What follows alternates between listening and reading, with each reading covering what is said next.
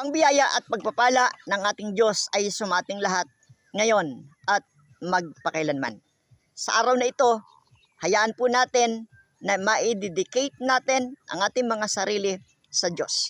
Unang araw, unang linggo, unang buwan ng taong 2024. Hayaan po natin na ating ideklara ang tagumpay, ang pagpapala, ang biyaya sa ating mga buhay sa pamamagitan ng ating matibay at matatag na pundasyon ng pagkakilala sa ating Panginoong Hesukristo. Nawa, liwanagan ng Panginoon ang ating mga puso, mga isipan upang maunawaan natin ang lalim, ang haba, ang lawak ng pagmamahal ng Diyos sa atin at makita at maranasan natin ang kapangyarihang gumagawa sa ating mga buhay sa pamamagitan ng ating Panginoong Hesukristo. Hinihiling ko sa ating makapangyarihang Diyos na tayo'y samahan at pagpalain.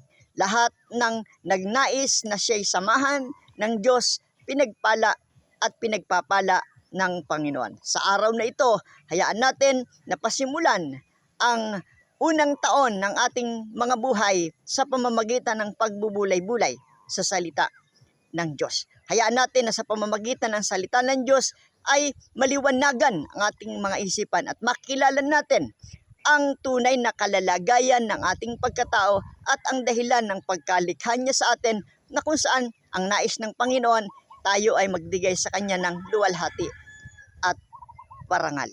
Hinihiling ko rin sa Diyos na nawa sa ating pagpatuloy na paglalakbay sa ating pananampalataya ay ating maranasan ang katagumpayan at ang mga hiwaga, kadakilaan at kabutihan ng atin pong Panginoon.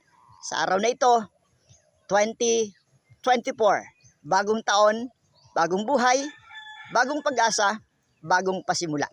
Ito rin ang araw o panahon ng atin pong bagong pasimula. Isa sa pinakamalaking suliranin ng maraming tao paano magpapasimula. Ngunit hayaan natin na ang 2024, unang araw, unang buwan, unang linggo ay maging pasimula ng ating journey patungo sa isang matatag na buhay at kinabukasan. Upo, ang salita po ng Diyos ang magbibigay sa atin ng lubos na pag-asa, kalakasan para makapagpatuloy. Hayaan po nating limutin ang nakaraan. Sinabi ng salita ng Diyos na aking nililimot ang nakalipas at hinaharap ang kasalukuyan. Maaring nagkaroon tayo ng maraming failure sa nakaraan. Nakagawa tayo ng maraming pagkakamali.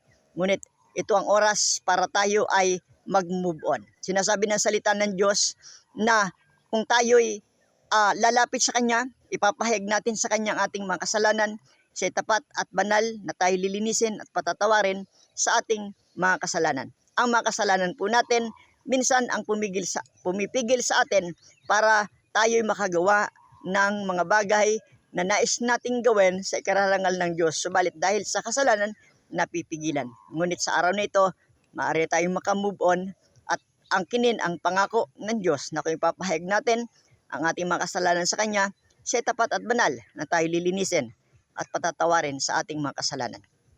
Sa isang babae na nahuli sa pangalunya, sinabi ng Diyos, pinatatawad ng iyong kasalanan, humayo ka at huwag nang magkasala. Isang pasimula na kung saan tayo ay magpapanibago ng ating direksyon ng ating buhay. Pag-alis mula sa kasalanan, paglayo mula sa kasalanan at paglakad sa katwiran at kabanalan sa pamagitan ng atin pong Panginoon. Opo, mayroong magandang direksyon sa buhay kapag tayo'y nagtitiwala at umaasa sa Diyos. Sinasabi ng salita ng Diyos na kung saan ay ang nakipag-isa kay Kristo ay isa ng bagong nilang. 2 Corinthians 5:17, therefore, if any man be in Christ, he is a new creation. All things are passed away, all things become new. Isang magandang pasimula ng isang pagbabago ng ating pagkatao, ng ating puso, isipan at damdamin sa pamagitan ng pagkilala at pagtanggap kay Kristo, nababago ang ating buhay. Sabi ng Romans chapter 12 verse 1 and 2, I beseech you therefore, brethren, by the mercies of God, present your bodies as a living sacrifice, holy and acceptable to God. This is your reasonable service unto God. And do not conform unto this world, but renewing your mind.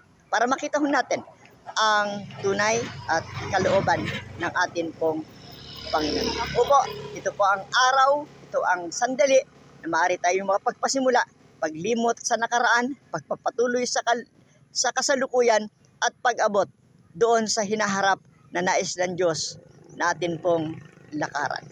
God bless everyone and may the power of God be upon us para makapamuhay tayo ng matagumpay sa ating buhay pananampalataya sa pasimula ng taong ito hanggang sa ang Panginoon ay atin pong maranasan. Salamat po. God bless all and Happy New Year everyone.